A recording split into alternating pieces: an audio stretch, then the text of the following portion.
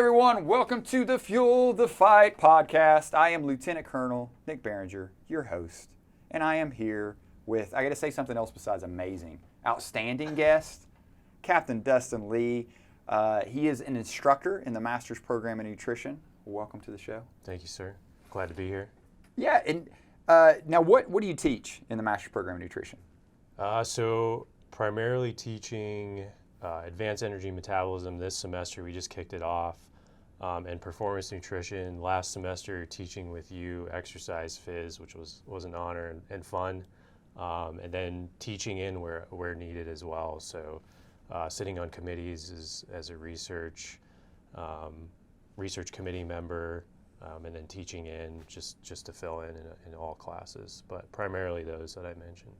Yeah, and I mean, you valued member of the team, just came in from Brooke Army Medical Center, but we want to get back to your background because what makes you unique is you didn't come through any Army nutrition training. You didn't come through our program to become an Army dietitian like the majority of dietitians that we have in the military. You were direct commission. Yeah. Not only just direct commission PhD. So you got your PhD in the civilian sector. Can you talk a little bit about that process and what you were doing before you came in the military? Yeah, so I always, not always, but I knew early on that I wanted to be a dietitian, going through an undergrad program, a DPT program at the University of Hawaii. So I did kind of the traditional path. Tough place to be. Yeah, it was tough. Barely made it through. But did my undergrad in nutrition dietetics, did a civilian internship right after. Became a dietitian, worked for about 2 years in clinical, so I knew I wanted to focus on clinical. Got some experience under my belt, worked in a hospital, covered the ICU, med surge, cardiac floors, did a little outpatient renal transplant, kind of did a little bit of everything, which was nice to get the exposure in all those different areas, but I felt like a bit of a jack of all trades, and I wasn't really good at one thing. So I got this crazy idea that I wanted to go back to school, and I knew that the academy and CDR was pushing for a master's. So I figured I'll try all the research, get my feet wet. If anything, I'll come out with a master's if I don't want to keep going with research. So that was kind of my thought. Went back to school, went to Colorado State University, also a tough place to be. Yeah. Two great locations. Yeah, there. Fort Collins, Colorado.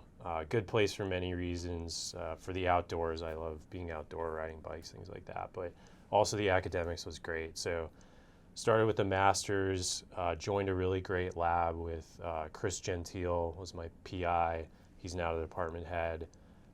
Great mentor, and stayed on for a PhD.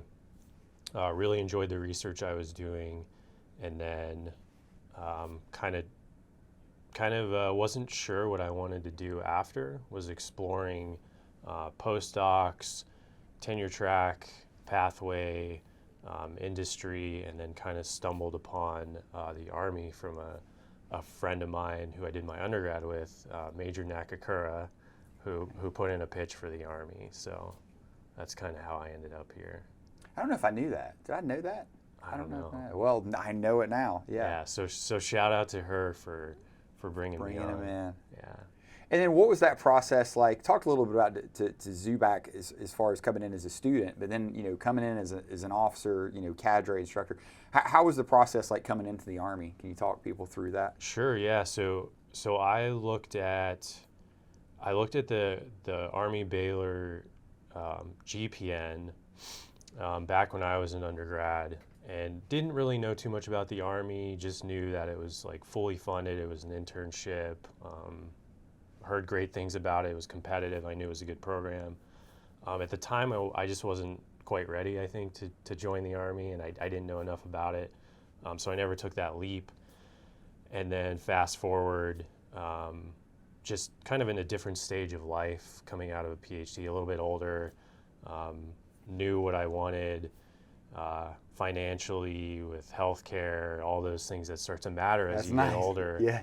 And being a poor grad student for 5 years, right? So It was different though. I still didn't know a ton about the Army. I don't have any direct family members that were in the service. My grandfather was in the Navy, but I didn't talk to him too much about it. So I reached out to Major Nakakura as kind of my primary person for information. I talked to Colonel Cole, who was very helpful from like the research, PhD track side of things. And just tried to reach out to people to see what it was like.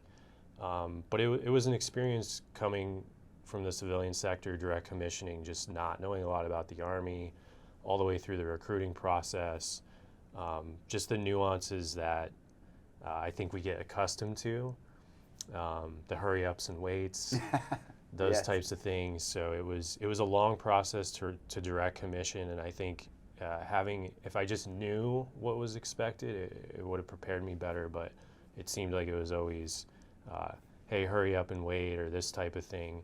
But I think these types of things are great, right? Getting the message out and having people that they can reach out to, anybody who's interested.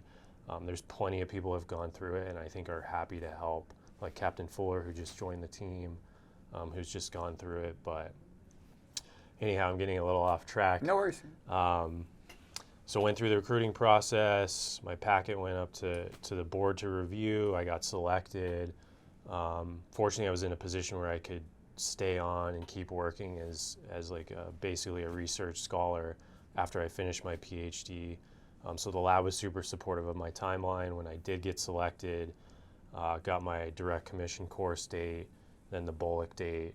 So went through kind of that initial training before my first assignment at BAMC, but it was a bit of a whirlwind for sure. Right, yeah, because you're going through the direct commission course is basically out at Fort Sill. You're learning to put a uniform, march, put your boots on. Exactly. And then the basic officer leadership course is here at Joint Base San Antonio. So you learn more about kind of the medical side of being an officer.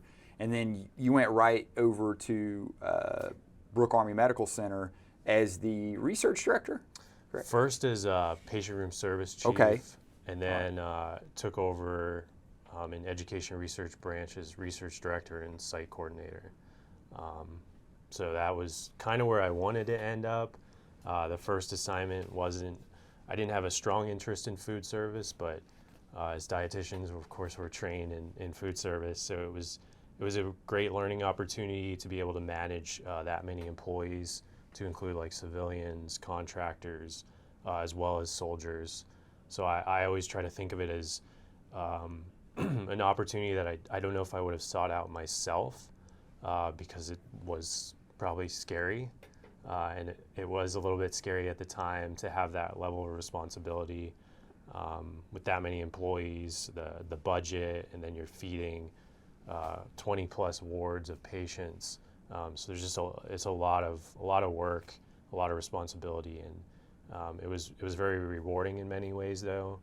And I'm glad that I had the opportunity to do that, kind of forced into it, because I wouldn't have sought that out myself necessarily and gleaned those leadership experiences. Yeah, you know, Joetta Khan, who was just on the podcast, we were talking about that in terms of, you know, we think the military, and correct us because you've experienced both sides of the house, you get those leadership positions where you're dealing with like a lot more people, a lot more money, a lot more early on in your career. It can be like right away. Versus in the civilian sector, it would probably be a little longer down the road before you get exposed to that. Yeah. So I was glad to have that position, and then the opportunity came up to go into education research branch, which is kind of the path I wanted to have after the PhD.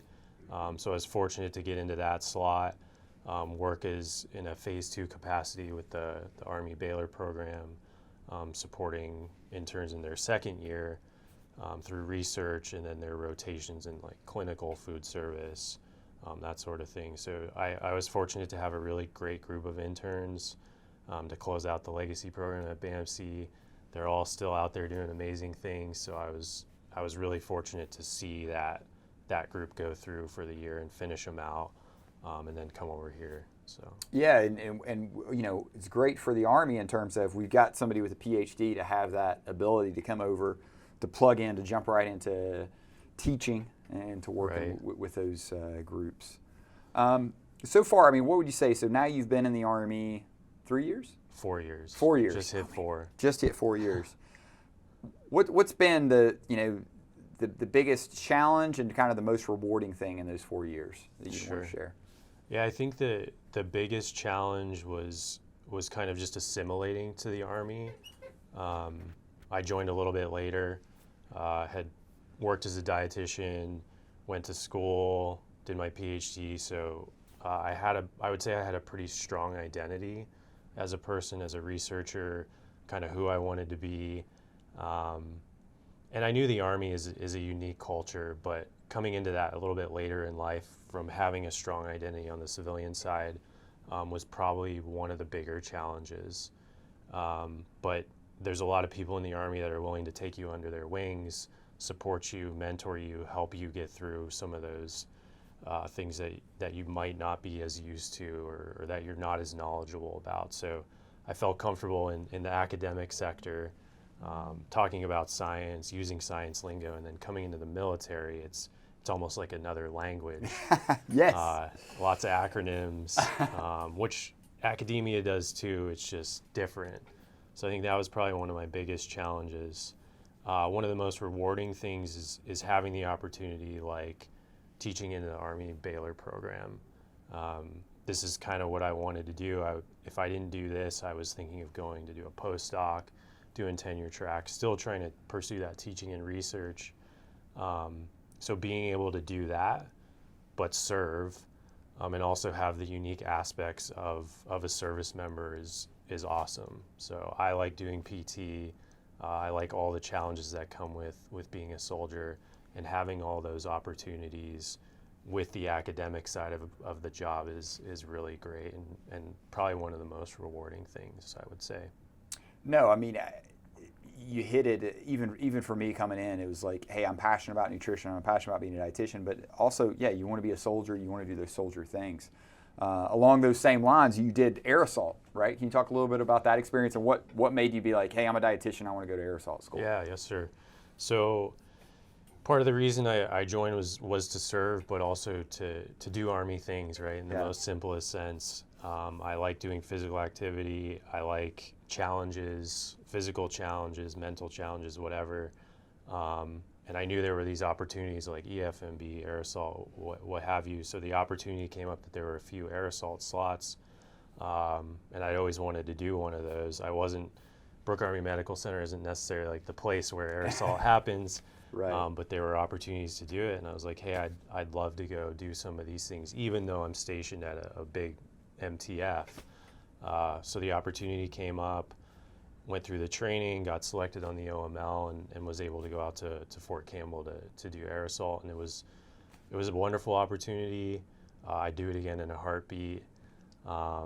I was able to go with an enlisted soldier from BAMC, and he was a great battle buddy to go through it with, so I at least knew somebody where to line up and where to navigate, even though we got lost on day 0. But it was a great experience, and part of the reason I wanted to do it was just the personal challenge, but also just to connect to other soldiers. So I'll never forget that while I was there was quite a few soldiers stationed there, and they look at you and see you're an officer, and they go, well, why are you here, sir? Like, what are you doing this for? And I was like, I want to be here. This is the stuff that I wanted to do.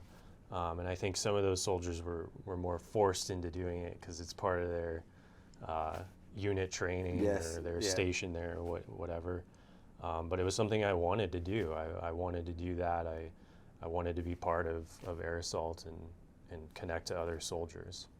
No, and I'm sure there's no aspect of air assault that necessarily improved your nutrition skills or your dietitian skills. But I always tell people this with military schools. But now, I'm sure any soldier from the 101st or anybody, you can relate a little bit more in terms of preparing for some sort of school, or you got a 12-mile ruck, or you had that experience, and you have that approach to apply to your craft.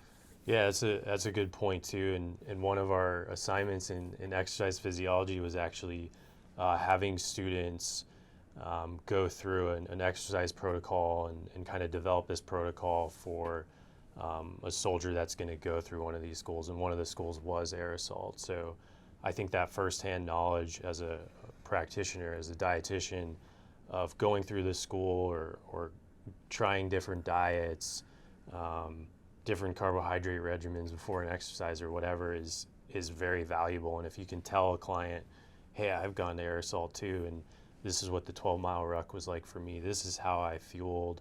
Oh, you're going to EFMB, there's a 12-mile ruck on that too. So I've done it. This is what I did. This is what the science says. So combining that evidence with kind of your firsthand knowledge, I think is the most valuable thing as a dietitian. What about, if folks are listening and thinking about coming into the Army, the direct commission route? You got a dietitian out there at the hospital or maybe even at a university. What advice would you give those folks? Just based on one of my comments earlier, I think I'd encourage them that it's a great opportunity. My advice would be to just do your research. So talk to people, reach out to other people who have direct commission, reach out to people who've gone through the program, reach out to senior leaders like yourself. Talk to people, talk to as many people as you can. Captain Fuller is a good example. She reached out to me. I threw some names out, some senior leaders. She's like, I've already talked to them. Like, good for you. You've done your homework, and I think you get unique perspectives from direct commissions, individuals who have gone through the program, and being able to weigh all of those opinions and advices for yourself is the most valuable thing. So I think it's easy to talk to one person and maybe get a biased opinion in a sense, because it's only an N of one. But if you can talk to a lot of people and then make that decision for you and your family, that would be my biggest tip, because the Army is a unique profession and it isn't for everybody. Right. But it could be right for you, and I always just like to tell individuals to make a good informed decision for themselves, because otherwise it might not be the best thing for you and your family. But right. No, yeah, we definitely want to get the right fit for those people. And you bring up a point about talking to people. I mean, that's the other aspect I've experienced over my 20-year career. I've never picked up the phone to talk to a dietitian and them not want to talk to you. Sure. So any of these folks, and we'll have contact information, for the program, but it's really easy. I mean, if somebody reaches out to you and asks you about being an Army dietitian, you're going to tell them about it. Sure. And same for a lot of other folks. So I think that's one of the nice things about our profession. One, it's small enough we all kind of know of each other in the Army for perspective, but then also everybody's willing to talk about their Army experience, and it's valuable. And there's a lot of different Army experiences too, which is also valuable. Yeah, I mean, even just in our bubble here, it's great to have like leaders like you, Colonel Khan, and some of our other coworkers that have been in so many different jobs and had a unique career path, and kind of picking brains and experiences and figuring out like what you've done, how'd you get there, what'd you get out of that, and everyone's willing to talk, like you said. So there's plenty of resources out there. It's just taking the time to talk to people. What about in terms of resources? Any nutrition resources? Are there any books you recommend for folks if some students are listening and thinking about, okay, I'm interested in nutrition or this or that, or is there any podcasts, any Instagram? Yeah, I even asked Zuback if he follows any. Where's some good information for folks can go to look and find this stuff? Yeah, I'm not as active on social media as some of the other folks. But Fuel the Fight, right? This podcast, especially for Army nutrition, and I think there's certain podcasts or Instagram accounts or whatever that are more science-based and that I would agree with more from a science perspective. But then I think being aware of what's out there on the other end of that spectrum, like what are people saying that's to the extreme level? And I don't want to like throw any names out to promote them, but like the big keto advocates or eating carnivore based or something like that. I think those are important things to not necessarily take as evidence-based, but know what's out there, because that's what we're up against is not only the evidence-based guys, but the guys that are pitching extreme nutrition advice and have a big following too. So that's where soldiers are getting their information. No, exactly. you nailed it. I mean, the shirtless guy who lives on a ranch and eats like a caveman. Soldiers are following him, right? And they're sometimes looking to that nutrition information. And to understand what that individual's saying and to be able to maybe shed some more light on that topic is key. Because if you don't know what's out there, if you don't know where they're getting their information from, you kind of don't know how to approach that and for that. And then same with dietary supplements. Yeah. It is the same. I think one of my other pieces of advice would be as unflattering as textbooks can be, that's where the foundation happens. That's what we use in our curriculum, and the exciting stuff is in these sound bites through podcasts or Instagram or whatever it is. And while those are exciting and everything, they're kind of just the bits and pieces that are, oh, this just came out yesterday, and it argues century-old knowledge that we've thought was always true. And so it's that headline, that shock value, whereas there's that foundation that you have to build first, and a lot of that comes from the textbook knowledge. So I'd encourage people to pick up a nutrition textbook if they're kind of interested in it.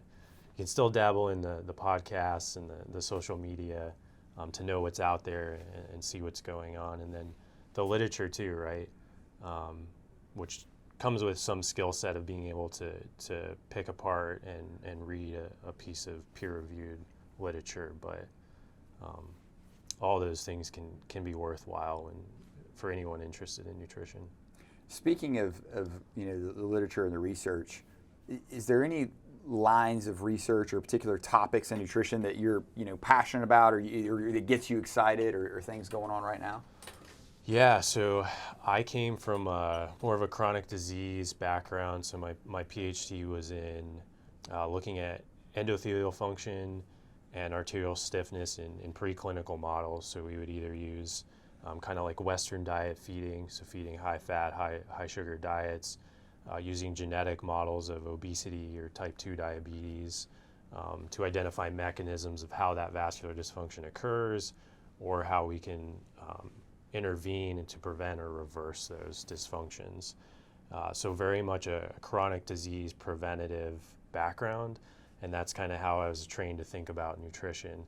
And then coming into the Army, it's a little bit of that sometimes depending on the population, right, but also a big emphasis on performance and optimizing the warfighter. So I've started to kind of change my focus a little bit on how can we maybe do both of those things. And I think you can sort of marry the two, preventing chronic disease and also optimizing performance in a healthful manner. So now that I'm teaching some of the performance nutrition classes, trying to integrate a little bit of both of those things. How can we still have a very kind of baseline healthful diet, but also optimize performance? Because we want people to stay in, we want people to serve, have long careers and not become broken, and we want to retain the fighting force. So no, one of my good friends and mentors, Coach Martin Rudy, would always say, he's like, what the best athletic ability is? It's availability. If that athlete can't go on game day, if they can't go on the field because they're sick, they're injured, and it's the same with the warfighters in terms of when we talk about readiness. Performance, being able to lift the most weight on the ACFT, do the sprint, dry carry, that's all great. But if you're sick, you got type 2 diabetes, you got these other issues, that's going to affect your availability. That's going to affect your deployability. Sure. So it's key, and we all age. Father Time's undefeated. So having the appropriate nutritional strategies that are going to keep us healthy is key as well. Right. Any other kind of nutrition tidbits or advice you would give either to just soldiers listening to this, or again maybe that student looking to come into the military? Yeah, I think kind of going back on some of the things I said previously is make sure your foundational knowledge is good. And if it's just you're getting interested in nutrition, you're looking at programs, you're thinking about a degree in nutrition or whatever, and that Instagram post or that headline sparked your interest, that's totally fine. Whatever brought you in, that's your reason. But once you get into the profession, I think establishing that baseline is really key. I'll never forget on one of my as either my prelim or one of the exams during my PhD, I was asked a very foundational question. And I stumbled a little bit, and then afterwards I was reminded, hey, make sure you understand like the foundations, because everything kind of builds on that. And knowing the latest research is important to stay up to date in the profession, but if we don't have that foundation, it's hard to move beyond that and make interpretations and be a good practitioner. So establish that foundation would be kind of my biggest piece of advice. So open up those textbooks, right? Those undergrad classes that might not be so exciting. Really dig into those so you have that strong foundation, because it's going to make the more exciting stuff. You're going to be able to interpret it better, make it more applicable. Yeah. With that. And then staying up to date, I think is, and I don't know how you feel about this, but sometimes I feel a little overwhelmed with the amount of literature that comes out every day. It's almost overwhelming in a sense, and hard to keep up with. So if you can figure out a way to kind of manage your digestibility of new information that's coming out, it's important to stay up to date on those as well, to see what the lay press is grabbing onto and pitching with their headline, and then oftentimes it's slightly misinterpreted. They want that headline, so what the data really says is probably slightly different from that headline. So when you have a client who's probably going to see that headline and it might not be quite accurate, you need to be able to kind of counter that and tell them what really came out of this study and how they can use that information rather than that headline. No, that's great advice in terms of keeping up. And I do that. I'm always looking on the different news outlets and clicking on the nutrition section to see, hey, what are these headlines? And then I'm seeing most of them will have the source, and you can find that journal article and then go back and, like you said, sometimes you read that journal article versus what the headline said, and you're like, I don't even know where that came from. So understanding that and being able to go to the source, because again, those young soldiers, or even sometimes older soldiers that are coming that you're seeing, they're going to talk about that. And so to be able to sit down and be like, yeah, I know it said this, but here's the actual paper. This is what they found. Or, oh, by the way, this is the other, kind of side of that coin that they didn't talk about. So, right. So Absolutely. very important. Well, hey, it's been great having you on. Any closing thoughts for the folks out there listening? Yeah, just talk to people. There's, like I said, there's plenty of people out there that are currently serving dietitian 65 Charlies that are willing to talk. We're all over the nation, right?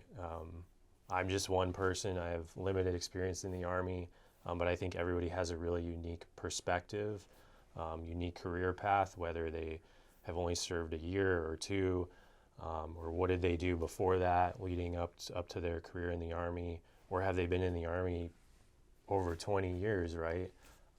So I think everybody has a unique career path. So build your network, talk to people, whether it's in the Army, outside the Army, in the nutrition profession, outside the nutrition profession, and build your network and have mentors.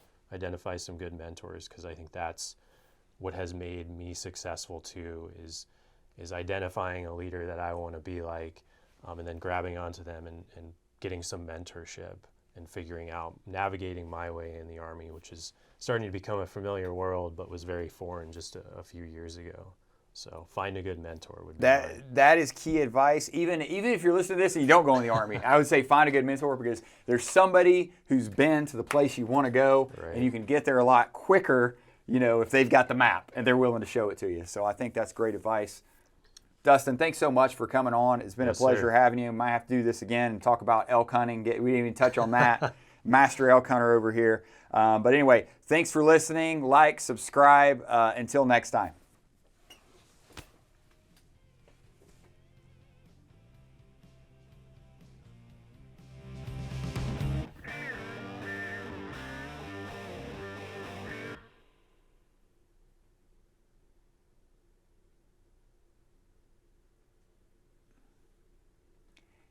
To me, it's the wrap. That's the hardest part. Is like what do you say at the end? Like, oh, well, it's been good. Yeah.